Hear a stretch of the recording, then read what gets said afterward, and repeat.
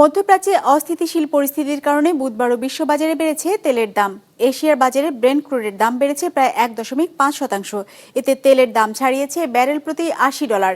এছাড়া টানা তৃতীয় দিনের মতো দরপতনে পড়েছে এশিয়ার শেয়ার বাজার। ডেস্ক রিপোর্টে বিস্তারিত।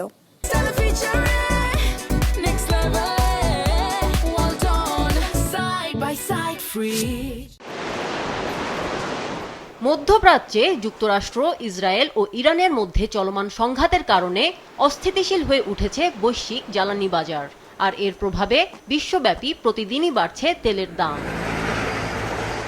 ইরানের জ্বালানি অবকাঠামোগুলোতে হামলা এবং হরমুজ প্রণালী বন্ধ করে দেওয়ার পর ব্যাহত হচ্ছে জ্বালানি সরবরাহ। বুধবার আন্তর্জাতিক বাজারে অপরিশোধিত তেলের দাম বেড়েছে $1 বেশি। এশিয়ার বাজারে ব্রেন্ট ক্রুডের দাম বুধবার আরও প্রায় 1.5% বেড়েছে। এতে ব্যারেল প্রতি তেলের দাম উঠে $82.01।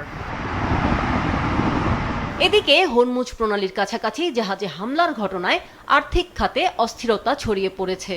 বিশ্বের প্রায় 1/5 তেল ও গ্যাস ইরান ও সংযুক্ত আরব আমিরাতের মধ্যবর্তী এই সংকীর্ণ জলপথ দিয়ে পরিবাহিত হয়। কিন্তু জাহাজে আগুন ধরিয়ে দেওয়ার হুমকির পর ওই পথে চলাচল প্রায় পুরোপুরি বন্ধ হয়ে গেছে। বিভিন্ন গবেষণা সংস্থার পূর্বাভাস অনুযায়ী হরমুজ বন্ধ হয়ে গেলে জ্বালানি তেলের দাম আবার $100 ছাড়িয়ে যেতে পারে। বুধবার টানা তৃতীয় দিনের মতো এশিয়ার শেয়ার বাজারে পতন হয়েছে। দক্ষিণ কোরিয়ার শেয়ার বাজারে ইতিহাসের অন্যতম বৃহত্তম ধস নামে। দেশটির প্রধান শেয়ার সূচক কোসপি একদিনেই নেমে যায় 12% বেশি।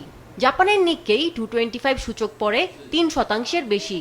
অস্ট্রেলিয়ার ASX 200 সূচকও কমেছে 1.8%। আমিনা লুসি, বিজনেস রিপোর্ট, মাছরাঙা টেলিভিশন।